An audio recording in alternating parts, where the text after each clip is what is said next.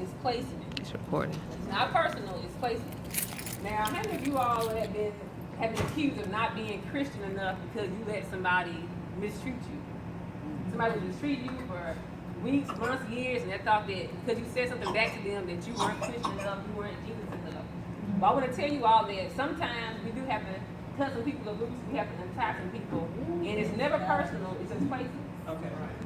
So I was thinking about how even Adam and Eve, even they had to go through a test. They thought it was personal. We thought, see, as a child, I thought that God put Adam and Eve out of the garden because he was mad at them. So I kept reading Genesis chapter 3, and it said, lest they take also from the tree of life and become as gods, live it forever. So it wasn't personal. God wasn't just angry at them for disobeying him. It was because he could not afford to let them know good and evil and live forever. So it's not personal, it's placement. And I was thinking about Vashti and Esther, the story of Vashti and Esther, and how when Vashti, the king called her to come, and she wouldn't come to the king, and they were like, she didn't come, and all his friends were like, you can't let her do that, because if you let her do that, all the women in the kingdom would do the same thing to their husbands. So he had to put Vashti down, and he had to put Esther up. It wasn't personal, it was just placement. So how do we determine who do we let go into our life? We only have 24 hours in a day. We have 8 hours of work, 8 hours of sleep, and we have 8 hours left to do something with those 8 hours.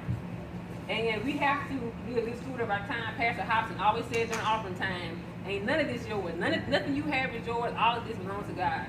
And so I learned that even my time, my 24 hours are not mine. I have to be careful with those 24 hours because I have to give an account to God with those hours. Now, I haven't been in school for a while, so you all let me know if you're still doing this or not. But when I was in school, they would give you tests, right? You take tests. And you would either pass the test or you would fail the test. And based on if you failed, you would be flunked. And if you passed, you would be promoted. It was never personal. It was never the teacher against you. I've heard some women say, I don't like that teacher. She failed my daughter. She failed my niece. But really, your daughter probably failed the test too many times. And it's not personal. When people fail you, you have to put them back. Just like when Adam and Eve failed God, he had to put them out of the garden and back into the wilderness. So test is seal, fail, flunk, trash, promote. Now, the way we should do tests is based off of principles. You want to date a new guy, you shouldn't date a guy based off of shallow things like his hair texture or how much money he has in his account. You should judge it based off of principles, a standardized test. I remember when I was in school, I don't know if they're still doing TCAP or not. I know they're still doing SAT and ACT. Those are standardized tests. I mean, every child gets the same exact test. They don't give certain kids the easy test and certain kids the hard test. It was never personal. It was a test. You filled it out and you put your answers on there, and you were placed based on your test. It was never personal. It was just places. So when we have new people in our life, we have to make sure that they are passing standardized tests in our life. And that's because they disappoint you doesn't mean you disregard their test score. If a guy you really wanted this one guy to do right, you really wanted this one guy to get saved, and he still didn't get saved, just because he disappointed you, that does not mean you go and marry him. You have to let him where he is. So my sister, I have a prop I want to use. 5, 10, 20. Right, so this is what we do, you all. Okay. Because we're so nice, this is what we do with our 8 hours. We have, I wanted the team, I just have a 20, a 5, and a 1. Now, who was the youngest? I know I saw a baby in here earlier. Okay. So this is what we do with our precious 8 hours we have left in the day. We give somebody $1. And this one person, they say they tear up our dollar, they tear away what we have and gave them. And then because we're so nice and Christian, we give them $5. And they tear it up as well. Then we go and give them $20 more. And then when they betray us, we feel like we've been hurt. But really, you're their fault because you shouldn't have given them anything based off of what they did with the money. And I heard a quote by Dr. Mike Murdoch. He said, most people fail financially because they fail to manage a dollar. If you cannot deal with the dollar, I cannot trust you with my 20. It's not personal. It's placement. Right? So if you're dating a guy and he on the first date tell you something crazy, you don't make that guy your boyfriend. You don't make him your fiance. And you don't make him your husband because he's going to fail you. All right? So passing people along for being nice, it always sets you up for failure. There are some things that you have to learn in certain grades in order to thrive at the next grade. If you pass people along past the grade that they're at, you will only fail them in the future. I heard a statistic, a very startling statistic, that said that when they make new prisons, they make the number of sales based off of the math scores of third grade black boys. That's how they make up the sales. They say, how many kids fail? Okay, we need how many black boys fail math? Okay, let's make this many sales. because they know that the child cannot conquer math at 3rd grade level. They probably will grow up to be in the game, jump out of school, getting skills, sell drugs. So it's harsh, but that's what they do. But sometimes we gotta be the same way. We gotta be like, if this person ain't got it by now, I know what I mean. We get too old to be telling folks what they need. We know I see on Facebook. We get too old to be telling folks what they need to be doing. Yeah. I'm 31 years old now. If I have to tell a guy what to do, this is not worth it. I'm not gonna tell you. And I like the topic of tea and pearls. The topic is tea and pearls. I thought that was a perfect topic because another principle the Bible talks about, in addition to being faithful over a few things, to be ruled over many things, the Bible talks about do not cast your pearls before swine. So my sister, she was on the youth, she don't want to come up. Okay, she gets shot. Okay. So this is what we do. We get a pearl and we cast before swine. Now, many of y'all may not know that pearl is the only jewel that you can make that a living organism makes. Right. Everything else, gold, is God already put it in the earth when He made creation. Diamonds, maybe made over time during pressure. But the only thing that is made by a living organism is a pearl. The way you make a pearl is you put an irritant like a piece of sand or a glass or a parasite inside the clam, and it's so soft on the inside, it has to build this liquid around it, and it keeps circling around the pearl until it keeps it safe. And they say it can take 3 years for the oyster to be old enough to even get a pearl, 3 more years for the oyster to even circle around the pearl. So this is what you all have. You all have just a long set of pearls. Some of y'all, I personally, y'all's testimonies from Facebook, from Pastor Prophesying over y'all. I heard some Camilla, my dear photo shoot. And some of y'all have some like y'all been through some stuff I know I couldn't go through. Like some of y'all have been through molestation, you've been through rape, you've been through divorce, you've been through juvenile, some of y'all been through jail, some of y'all been through miscarriage, abortion, y'all been through so much stuff. And what y'all do is you meet a guy or you meet a friend and you just throw your pearls before swine. And you got a whole bunch of pearls and we cannot throw our pearls before swine. Why is that? Because pigs don't appreciate pearls. That's the only reason. You better know.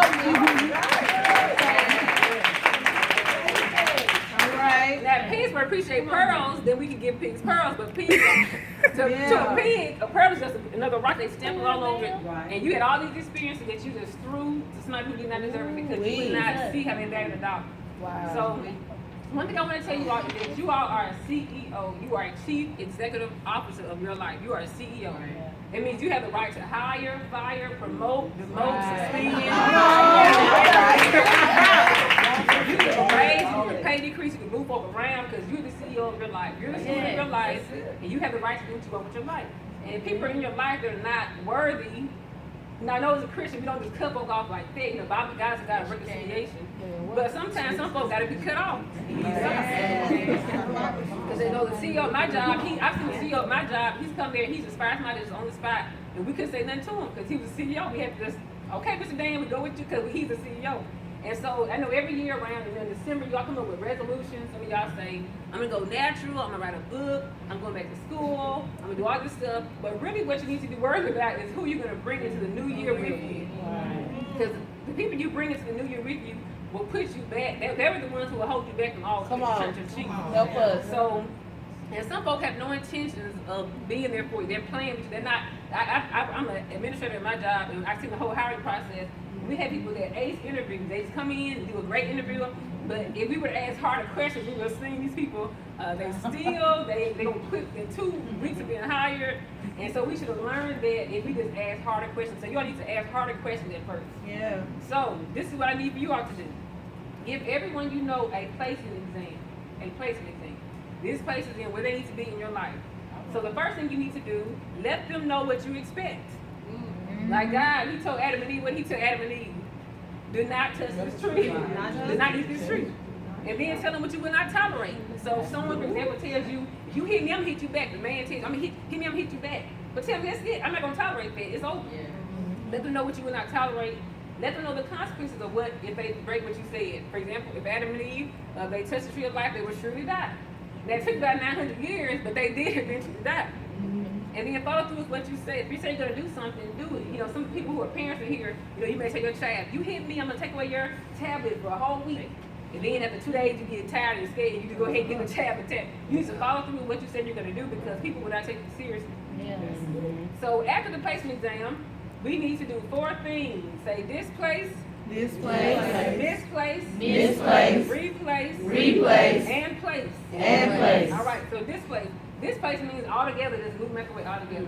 I love how Pastor, he said last Sunday, he said, I cannot wait till all you religious church folk leave so I can get all the kingdom folk up in here, because he knew that he had to get them out the way. Like when Jesus went to the temple with the whip, he was whipping them out because he said, this is supposed to be a house of prayer. You made it a den of thieves. And so the people who were sick, they couldn't even come in because people were in the way. So sometimes it is Christ-like to displace people as a way. Then there's misplaced. There's people who you should have been around, but you got rid of them because of an argument or something. And like at the Unity, we had a Unity service a few weeks ago, and there was a guy. I was like his big sister mentor type person, and me and him had fallen out. So he came up to me. He said, Missy, I realized I really should have parted ways with you. I shouldn't have parted ways with you. You were a really good example to me. You helped me a lot spiritually. And so he realized that that's another word for misplaced is lost. So he realized that he had lost contact with me. He needs to get back in place with me. So it's misplaced, replaced. Sister Camilla said she's a choreographer of the dance team.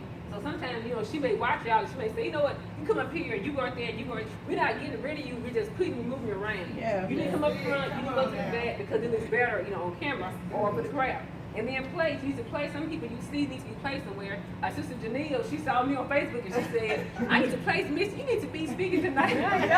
So she saw me and she placed me, so I appreciate that. So again, you all, we have to let them know what you expect. Let them know what you will not tolerate. Let them know the consequences and follow through with what you said. And then also, when you see these people, you need to displace, misplace, replace, and place.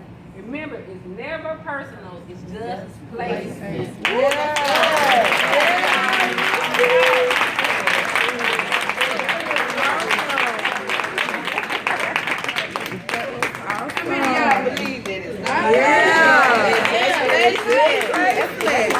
I saw that video. I said, Lord, let's get her in here.